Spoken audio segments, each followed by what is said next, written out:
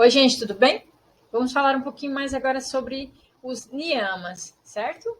Lembrando que constantemente yamas, né, estarão sendo trazidos para o nosso tapete para que isso reverbere, né, para suas vidas cotidianas. Então, não para por aqui, tá? E agora, a ideia é enfocar um pouco mais nos niyamas para vocês terem uma ideia do que se trata, né? E aí, partindo dos textos de Patanjali, ou seja, da sistematização que ele compilou a partir de textos pré-existentes, né? Ele vai focar, digamos assim, em 5 principais observâncias de si, agora muito mais voltada para o indivíduo e que isso reverbera para o social. Yamas está mais voltado para essa interação social constantemente, né? E logicamente que tem algo vinculado ao indivíduo também, ao sujeito, à pessoa, como vocês quiserem dizer, né? Sobre si, sobre aquele que pratica yoga, tá? Então, para a gente é importante aqui lembrar também que o Patanjali ele tem toda uma construção sistemática e que vai reverberar nas práticas e técnicas em que ele foca mais nas instabilidades que o indivíduo, a pessoa, o praticante acaba apresentando quando a mente está instável, né? O que leva à interação com o sofrimento, memórias, lembranças, ao acometimento de erros, falhas, né? Está dito lá no texto do Patanjali. E para nós, né, o enfoque é muito importante trazer o que há também nos textos do Hatha Yoga, as suas técnicas, justamente porque a gente aqui está dando muito o ênfase no corpóreo, tá? Que também contribui, né, para essa estabilização mental a partir de trabalhos e manipulações da respiração, as contrações direcionadas, as conexões que são feitas a partir dessas práticas para ampliar a possibilidade de manter-se no presente para que haja, né, uma abertura para meditação. E constantemente, em todo o processo da prática, a gente busca, né, um pouquinho, né, do que o professor Dr. Bowley trabalhava, né, e deixou o legado dele aí, com relação a experienciações, os acontecimentos, né, como diria La Roça, abrir espaços, né, para novos encontros, né? Então, para nós, importante é isso, tá? E ressalto, aqui é uma das possibilidades de se dialogar sobre isso, né? Não estou fechando, tá? Há N possibilidades de a gente conversar sobre isso. Para nós, é constantemente esse experiencial. E as observâncias vão ficar também bem visíveis nas nossas práticas dentro e fora do tapete. Então, essa nossa busca fluida, né, de trabalhar esse experiencial para visualizar, trazendo alguns exemplos científicos e tudo mais, justamente por isso, né, trazendo esse diálogo com o que há de mais interessante para se conseguir palpar, né, materialmente e sentir, experienciar os niyamas. Então, eu disse que são observâncias, né? Então, é o que se deve fazer, o indivíduo deve fazer.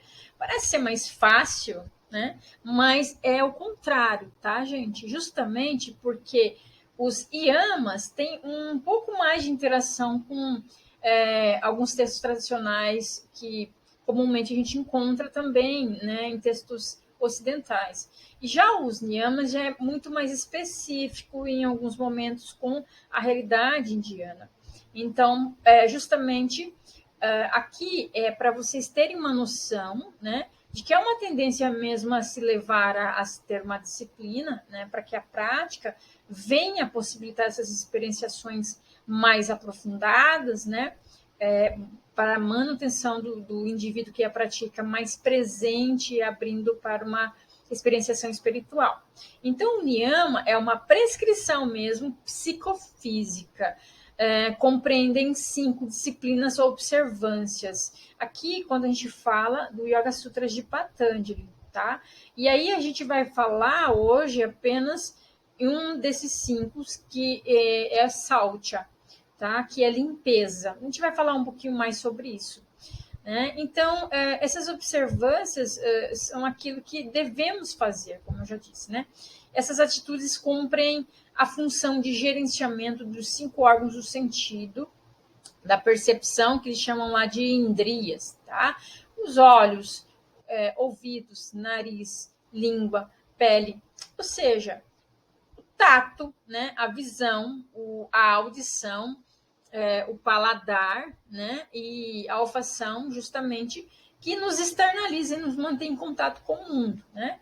E esse lidar com os sentidos aponta a organização da vida pessoal e interior do praticante, harmonizando o seu relacionamento com a vida geral, em comum, e com a realidade.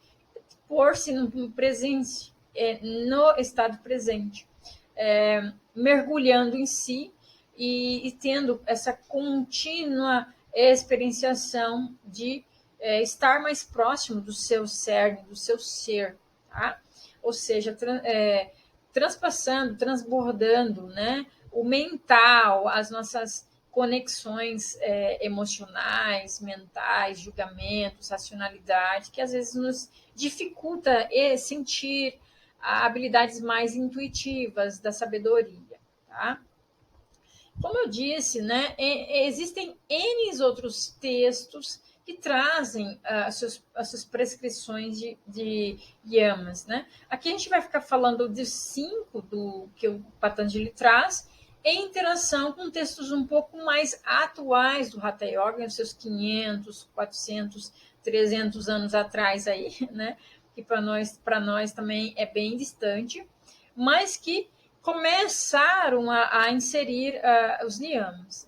Lembrando que o Hatha Yoga ele dá muito mais atenção ao corpóreo, que integra e estabiliza a mente por meio das técnicas respiratórias, meditativas, as contrações, as práticas de limpeza, e vieram apenas depois os niyamas. Então, era mais na prática mesmo que se cultivava o niyama, tá? Esses textos mais recentes trazem 10, tá? Aqui eu tentei aproximar por meio de citações de professores que trazem essas obras traduzidas, né? Como a disciplina, a satisfação, contentamento, fé em Deus, né? Aqui a gente coloca Deus, mas tomando cuidado, né? Com essa noção de Deus para algumas pessoas ou culturas podem ser natureza, né, um ser supremo, tá? Então a gente não precisa também esmiuçar muito, justamente porque eu disse que os niyamas são um pouco mais peculiares para uma cultura que não é a nossa. O cultivo da caridade, doação, entrega a Deus, de novo, né? Tendo essa noção prévia que a gente disse, o autoestudo, né, que é justamente esse apreciar de ampliar se a partir de textos e tradicionais, né,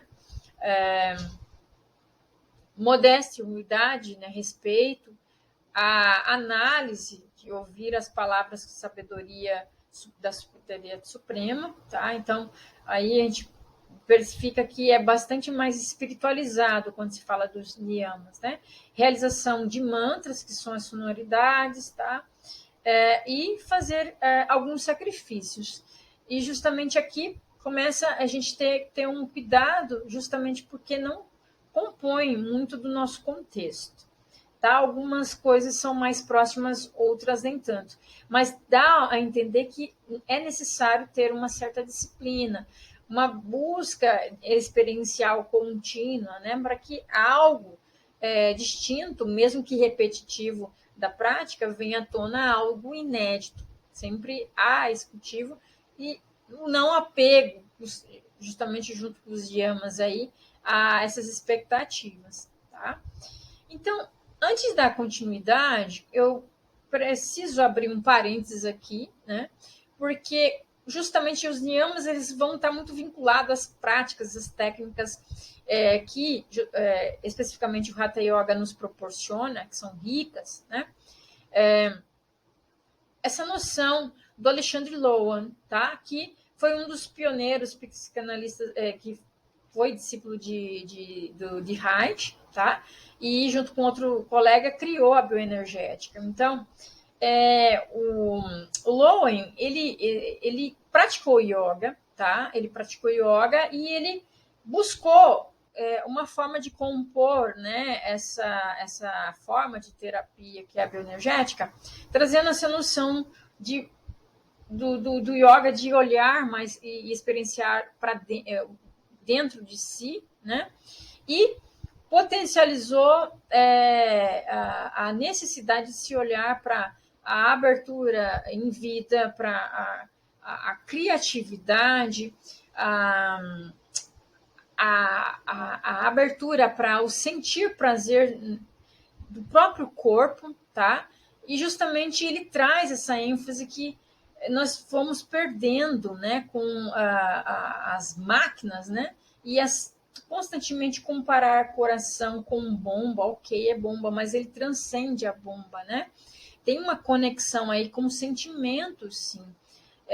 E aí os estudos foram aprofundando e mostrando essa habilidade de várias, né, composições do nosso corpo em rede que transcende a limitação da máquina. A máquina tem potencialidades para o que ela é direcionada, mas ela tem suas limitações também, né? E o corpo humano, ele tem tem muita peculiaridade que vincula o prana aí para dizermos que é algo vívido, certo? Um texto que eu trago aqui, né, um trecho do texto dele diz assim: todas as máquinas são, em certo sentido, extensões do corpo humano e funcionam segundo princípios que o governam. Isso é fácil de ser comprovado se tomarmos como exemplo ferramentas. O forcado, que é uma extensão das mãos e dos dedos, a pá, que é um grande mão abaulada, a marreta, um prolongamento do punho. Até mesmo as máquinas mais complicadas, como ele diz, né? Tem relação com o corpo. O telescópio, um prolongamento dos olhos, assim como o computador é do cérebro.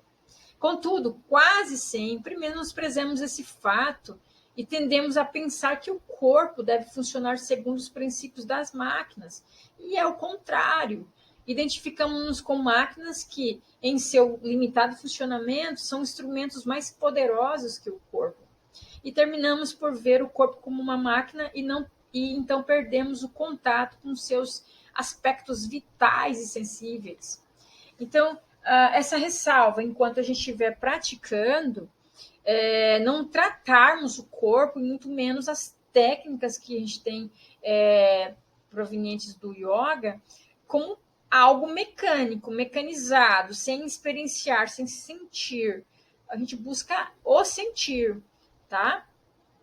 E continuando esse parênteses aberto, né? Lembramos La Roça, somos corpos, e aqui eu coloco no plural, de encontros, acontecimentos, corpos que se comovem, amam, entristecem, alegram, criam e experienciam. É esse corpo que a gente tem que ter mais atenção, tá? Então, eu trago justamente mais um trechozinho da dissertação, da tese do Petzdorf, que é o Danilo, né? Doutor nessa área de corporeidades e a trama digital, e ele diz lá, né? Um alerta às imposições das corporeidades reticulares, ou seja, o nosso corpo, a princípio, tinham periferias e centros mais bem localizados, apesar de transcender, justamente quando a gente percebe isso na prática de yoga, transcende a sensibilidade, né? Mas, quando a gente olha para as redes digitais que nos estimulam constantemente, nos afetam, né? O não orgânico, o sintético, passam nos transbordar para fora, né? Nos molda emocionalmente as nossas estruturas se alteram com isso, é preciso olhar para esse corpo com uma experienciação muito mais sensível enquanto se pratica o yoga, enquanto se está em alerta justamente, né, para trabalhar os niyamas aí e yamas também. Então, para nós é importante ter em mente que quando a gente fala de um desses niyamas que a gente vai trabalhar agora, que é o Sautyam, né? É uma forma de limpeza que não é ir lá escovar, deixar os dentes limpos, esteticamente bem o rosto, né? Fazendo estruturas e alterações. Sautyam não é isso, né? Sautyam é justamente cuidar e deixar simultaneamente mente, corpo e espírito estáveis de uma forma, ou melhor, corpo físico, o nosso corpo energético de sensações, junto com a mente, abertos, límpidos, para que haja uma abertura para a experienciação da espiritualidade, da sabedoria, né? Ou ficar em alerta que o plano da mental e da sabedoria estão alterados, estão precisando de serem iluminados, digamos assim, para que se perceba a necessidade de conexão com o corpo prânico, de sensações, né, respiratório, fluxos respiratórios, e também o físico. Se não fica desconectado, se a gente está falando de rede, né? Isso já no próprio corpo é rede, né? Segundo o professor Duarte, né, que deixa também seu legado aí, quando a gente fala de Sautyam, a gente está fazendo com que haja um transbordamento entre o interno e o externo. Isso está junto, é uma purificação de fora e de dentro de fora. Sautyam, né? Por meio de Sautyam, obtém-se o equilíbrio, a proteção necessária para o aperfeiçoamento espiritual. Né? Ainda fica um pouco no plano das ideias do Patanjali, tá trazendo uma das versões, né? Digamos assim, de tradução aí por meio do professor Duarte, Cláudio Duarte, né? E o professor Martins traz também, né, que o Sautyam aparece em antigos códigos de conduta, digamos assim, né? E no contexto de Patanjali, ele não é apenas um banho para cuidar do físico, né? Mas o espiritual é mais aprofundado, né? É um limpar mesmo das nossas falhas. Ou melhor, ter consciência sobre isso, não ignorar, né? Ir a fundo ou ir aos poucos em processo, lapidando isso, tirando, removendo, cuidando, certo? Então, é muito mais que o estético externo, é muito mais que cuidar da nossa higiene, que é algo extremamente relevante, lógico, né? Mas o Sautyam, ele vai um pouco mais além. Tipicamente, nós temos, quando ele fala muito da mente, né? Porque é algo que é muito específico do Patanjali, né? A gente está em contato com uma mente inquieta, agressiva, repetidamente, tá? Não é no sentido esporádico, numa necessidade de agir momentaneamente, né? Que é necessário em momentos rajásicos, né? Mas justamente olhar para essa repetição que está causando, provocando malefícios para esse ser estar em contato com o ser, né? E quanto mais se faz esse cultivo do lapidar, né, e limpar, digamos assim, esse hábito de ser reativo, agressivo, né, nos direciona para um cultivo mais luminoso, iluminado de si, né, que a gente chama de sattva, né, uma mente mais satívica, né? Então, há uma concentração, há uma possibilidade de se concentrar de forma muito mais prolongada. Há uma habilidade de lidar mais consciente com seus sentidos, né? Sautyam ainda, né, em Patanjali, conforme Martins, né, há uma purificação do corpo e da mente que conduzem à concentração, controle dos sentidos e contribui para a habilidade de contemplar o seu eu interior, espiritual, o ser, né? E ainda em Duarte, quando ele fala de Saltian, eu coloquei na lateral aqui essa imagem, está em inglês, mas, né, essa conexão de corpo, mente e espírito, né, ele vai trazendo um diálogo lá com o texto do Patanjali, sobretudo para trazer que é necessário essas dimensões estarem integradas, senão fica incompleto e aí é difícil alcançar uma certa espontaneidade. Lógico que, a princípio, quando a gente tem essa consciência, a gente nota que não é espontâneo, né? Então, em termos da olhar para a alimentação que se consome, né? A clareza mental estar constantemente buscando uma limpeza, né? Uma higiene mental, consciência de lidar com o que se armazena na mente, ou seja, ter consciência que tem fragilidades, impulsos negativos, né, que distancia do espiritual. Aí sim a gente poder ter uma abertura para o cultivo da espiritualidade, né? Então a gente volta sempre, né, que quando se pratica, e aí está muito vinculado aos yamas, né, essa limpeza, ela continuamente atravessa os outros yamas e também, se a gente olhar, tem uma interação com os yamas, logicamente, o praticante, né, na contínua prática, ele está modulando, tá? Ele está revisitando toda essa possibilidade de potencializar os corpos que o envolve em rede, integrado, tá? Não é primeiro cuidado mental para depois atuar, não. Eu atuo junto com o físico, buscando essa interação com o mental, ao experienciar da respiração, dos fluxos respiratórios. Tudo está acontecendo ao mesmo tempo.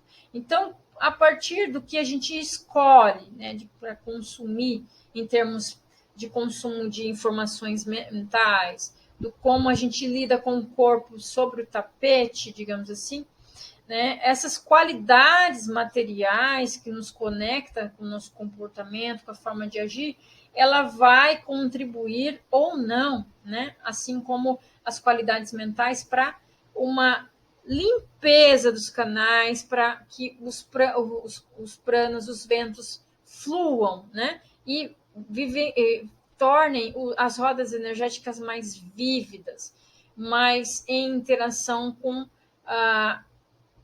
a nossa amplitude de ascender para a interação com a sabedoria, né? Uma claridade nas ações, no pensar, no agir, né? E aí a gente vai sempre lembrando, né, que os gunas ainda ficam muito mais evidentes nos yamas, né? Essa agitação, essa inércia presente, essa harmonia presente, conforme o clima que se vive, a interação com o externo que se vive, né, com mais consciência dos entraves, das dificuldades, dos desafios, para que isso desague, né, na escolha e na possibilidade de escolher alimentos mais satívicos, se necessário, em termos de perceber-se mais irritado, mais agressivo, agressiva, né, para que haja esse processo de transformação. Né? Então, é olhar para si como se fosse um espelho em que se atravessa essa fluidez límpida, né, presença constante de si, essa visão de perceber as suas falhas, as suas possibilidades e potencialização de melhoras, né, de busca, de estar presente consigo, né, e esse atravessamento de perceber os acontecimentos, o que está acontecendo enquanto eu pratico, o que está acontecendo enquanto eu interajo com o outro. Será que realmente Saltian está presente na minha prática? Né? Então, quando a gente faz as práticas, né, principalmente que a gente vai falar um pouco mais profundamente depois, mas as práticas dos asanas, né, as práticas pranayâmicas, os kriyas, que são as limpezas, literalmente, né? Mente-corpo, corpo-mente, as interações com as contratibilidades direcionadas, bandas, mudras. Será que isso está realmente contribuindo para que haja um processo meditativo contínuo e não só, eu quero sentar aqui e meditar, né? E que muitas vezes torna-se extremamente uma meta frustrada, né? E de pouco interação com algo mais benfazejo, de transformação, que essa prática torne você mais presente para atuar socialmente, né? E transformar a si próprio, né? Dentro e fora do tapete. Será que estou percebendo que estou ignorando algo que precisa ser mais lapidado? Será que eu estou acolhendo conscientemente as minhas falhas, as minhas potencialidades, né? Enquanto eu estou em interação com meus corpos internos aqui, enquanto estou em interação e encontro com outros corpos na sociedade, é isso que a gente tem que ficar de olho. Essa é a proposta, enquanto a gente conversa sobre niyamas, especificamente Sautyan aqui. E aí, eu não vou deixar de lado, né, o que se vem, digamos assim, focando, né, em termos de estudos no ambiente acadêmico, quando a gente fala das observâncias. Os yamas, eu trouxe muitas práticas, especificamente textos sobre o yoga em si e as suas contribuições. E aqui eu aproveito para trazer alguns textos que trabalham especificamente uma prática inteira e também os yamas e niyamas. E a gente percebe que os estudos têm focado muito mais na questão, digamos assim, das práticas respiratórias, os asanas, e deixado de lado, tá? Deixado de lado a interação, digamos assim, com as práticas ou a experienciação ética, né? De introspecção, de ter consciência, ou mais proximidade do filosofar yógico, né? E as práticas de concentração e meditação foram apenas moderadamente expressas como presente. Portanto, por mais que a gente fale de um corpóreo experiencial, do sentir, de uma forma um pouco mais peculiar aqui, né, a gente tem que ter cuidado, porque nem todos que trabalham os asanas, as práticas respiratórias, estão com essa ideia de direcionamento, tá? E outros estudos são essa abordagem mais quantitativa, de trazer um questionário, direcionando e avaliando, também tem tentado se realizar, né? Uma validação de um questionário com vários tópicos, ou seja, várias questões, né? Ligadas aos yamas e niyamas. E que, pelos estudos que fizeram, levando para pessoas colocarem em prática e depois avaliar a parte estatística disso, mostrou que é válido, que está sendo promissor esse olhar científico mais quantitativo, de compor e validar um questionário. Olha aí a ciência e o meio acadêmico usando a direcionar esse olhar, né? É desafiador, porque a gente sabe que yamas e niyamas é algo para se questionar continuamente, é algo bastante fluido, né? E, ao mesmo tempo, direcionando para uma potencialização e não uma limitação fechada. É essa noção que a gente quer trazer para os niyamas, para a nossa atualidade, né? Outros já trazem uma noção de trabalhar com contos, algo mais quali, né? Trazendo experiências. E aí, desses estudos mostrou, né, que yamas e niyamas, na jornada para a recuperação de transtornos alimentares, contribuíram, né, junto a um estudo lá com pessoas, levando a práticas e niyamas para contribuir para lidar com essas dificuldades e sofrimentos com a compulsão alimentar, teve um efeito benéfico, tá? Teve um efeito benéfico.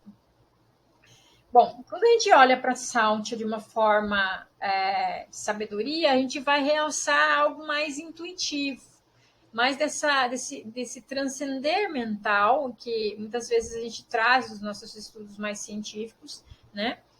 E que é muito relevante a gente estar sempre tocando, voltando, porque é esse direcionamento que essas práticas psicofísicas prescritas aí, né? E entre elas o Saltian nos traz como proposta, né? E quando eu falo de novo uma experiência de limpeza espiritual, tem aí essa articulação com mente e corpo, né? E os corpos, né? Transcendendo até a tríade, que inicialmente a gente falou, lembrando do prânico, né? Do mental, da sabedoria, né? Que interage, digamos assim, com as dimensões mente, corpo e espírito, e que mais comumente se entende no Ocidente, né? Então, as contribuições dos Nyamas, como Saltian, né, nos conduzem para uma direção mais harmoniosa, satívica. Então, há uma transformação do ser, né, de uma forma extremamente consciente do seu presente, do estar presente. Saltian, e portanto, é a pureza ou purificação. Purificação externa inclui a alimentação vegana.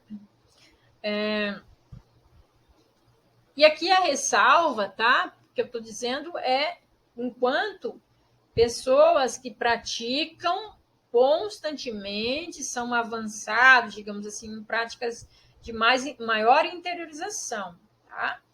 E exercícios de purificação orgânica, que são as práticas mais presentes dos crias, que são um pouco mais internos, tá?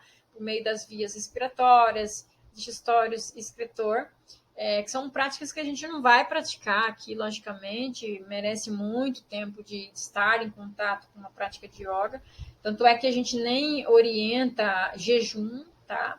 Não seria benéfico para quem não está habituado, né, no nosso clima nesse momento agora, tá? Estação de ano mais seca para nós, que né, não é diferente de outros locais, tá? Manter limpo o ambiente, então aqui há também uma preocupação, né, com o ambiente em que se está praticando, e aqui a gente estende, né, para a interação de um cuidado ambiental, né, em que se vive, né, isso é questões sanitárias, isso transcende uma interação mais harmoniosa com o ambiente que se está, né, cuidar do que está ao redor, para que o que está ao redor também se sinta bem acolhido nessa interação mais harmônica. São todos vivos, né? Um organismo poluído por hábitos impróprios, como uso de drogas, incluindo cigarro, álcool, alimentação intoxicante, gera comportamentos e condicionamentos contraproducentes para a prática de yoga. Então, a purificação interna inclui a eliminação de impurezas de pensamento também. Então, é relevante aqui que há uma atenção, né? Lógico que para nós, a gente vai experienciando alguma forma de alimentação, justamente que a gente fala sobre atitudes mais rajásicas, mais tamásicas, ou mais satívicas, ou seja, mais agressiva, mais parada, embotada ou em harmonia, né? Depende muito da forma como a gente escolhe a alimentar, né? De uma alimentação mais leve, uma alimentação conforme a necessidade, né? A gente tem que ter cuidado. Muitas pessoas não são veganas e eu não estou aqui para pregar o veganismo, tá? Apesar de que é uma excelente opção, certo? Mas há outras formas, e inclusive o que mais é importante é a interação com alimentações orgânicas, preocupar-se com de onde que vem o que você compra, se é excesso, se é realmente industrializado, interação orgânica, ou que maltrata pessoas, né? Ou seja, trabalho escravo, maltratam animais, etc. É para esse lado que a gente tem que olhar. E o hábito de consumo de álcool em exagero, a compulsão por cigarro, né? E outros alimentos intoxicantes. Essas pessoas não podem praticar? Não devem praticar, justamente porque pode conduzir, né, a um desapego, um progressivo processo de se remover isso, né? Se colocar como uma meta para ir se distanciando desse vício, tá? É mais interessante também buscar ajudas, né? Psicológica, psiquiátrica, se necessário. Porém, cientificamente, o yoga contribui para essas compulsões, né? E que vai progressivamente reduzindo a necessidade. A purificação interna de impurezas do pensamento, então, o que a gente alimenta, deixa aí vagueando e persistindo na nossa mente. Tá? Então, é isso, né? Com relação a essa ideia de sempre ter esse cuidado, que é quem está nesse processo há muito tempo distingue de quem está iniciando, né? Um iniciante não vai de cara começar com práticas austeras, não é a nossa realidade. Então, purificação interna e externa é o caminho, né? Boa alimentação, hábitos de vida saudáveis, técnicas de limpeza do organismo, bem como pensamentos e emoções mais benfazejos, né? Estar vigiando o que se cultiva na mente, né?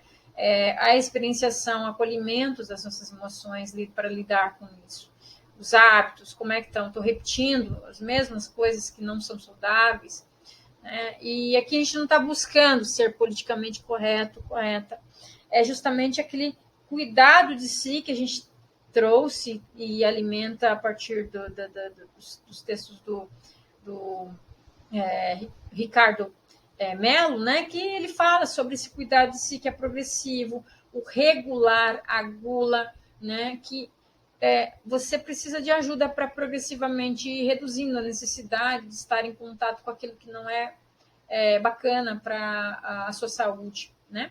E aqui não é de uma forma higienicista, digamos assim, você tem que parar com isso agora e o que você consome é pior do que eu consumo, não é nesse patamar aí muito negativamente interessante, tá? Porque moralidades dessa forma acaba prejudicando, né? E distanciando pessoas que poderiam praticar yoga.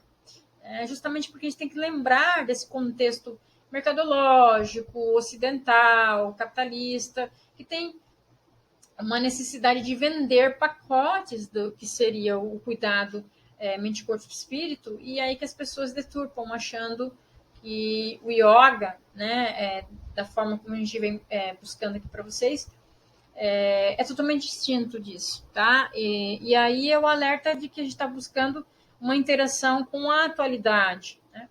E aqui eu deixo a reflexão do Danilo Patzdorf, justamente para esse nosso limpar interno, né? Também esteja conectado com o presente, tá? Então, é realmente estar ativo, né? Mobilizando para a realidade ser transformada, tá? Então, silenciar os ruídos da modernidade, segundo ele, que perturbam a serenidade, de dentro para fora é necessário, para então conseguir ouvir com atenção e presença o pensamento, do saber fazer, né? Das corpas vivas, vivíssimas, dissidentes indignadas, sagazes, amorosas e generosas, que são as vozes que fazem o coração vibrar em ritmo pró-transfeminista, pró-antirracista, pró-decolonialista, pró-ecossocialista, pró-anticapacitista, pró-antiespecista, pró-politeísta, pró-antifascista. Então, estar aí uma dica muito grandiosa das reflexões do Danilo para sentir mais esse corpo experiencial, esse corpo de encontros, né? Esse corpo potente, esse corpo que se despotencializa enquanto embebido por alienação, né? Esse corpo e mente embebido por aquilo que não se percebe que o despotencializa, ou leva a um cansaço, o leva a embeber de tristeza, ansiedades e anseios por algo que é literalmente inventado, né? A forma como vivemos hoje pode ser desinventadas e reinventadas quantas vezes for possível. Cabe a nós termos mais consciência sobre isso. Então, para que serve o yoga? Essa palavrinha do serve aí é realmente provocativo. O yoga não serve para nada disso, porque o yoga não é justamente um cardápio, né? Ele não serve para nada, nada disso que eu digo, para justamente essa frase que eu coloquei aí no meio. Certamente que não é para excluir pessoas, né, que se encontrem mal vestidas, ou melhor, né, não se enquadrem nos nossos, nos seus, nos meus moldes de beleza estética que é exigida pelo mais atual do mercado, né, do comércio aí. Então, justamente essa cooptação que continuamente há do yoga para servir para algo. Então, o yoga ele não serve para nada nesse sentido, né? O yoga é experiencial, o yoga é manter-se no presente, sentir-se, transformar-se. E aí é pontinho, pontinho, pontinho, pontinho para mil e uma outras potencialidades que a gente tem a partir do yoga em vida para se experienciar. Então, vamos ter cuidado aí para não colocar o yoga como se fosse um cardápio para se escolher algo e que leve a algo. Não é bem isso, tá? Então, aqui a gente sempre nesse contínuo de transformação em vida, por meio dos corpos internos que são afetados pelas práticas iógicas e justamente também colocar em prática Sautyam, né?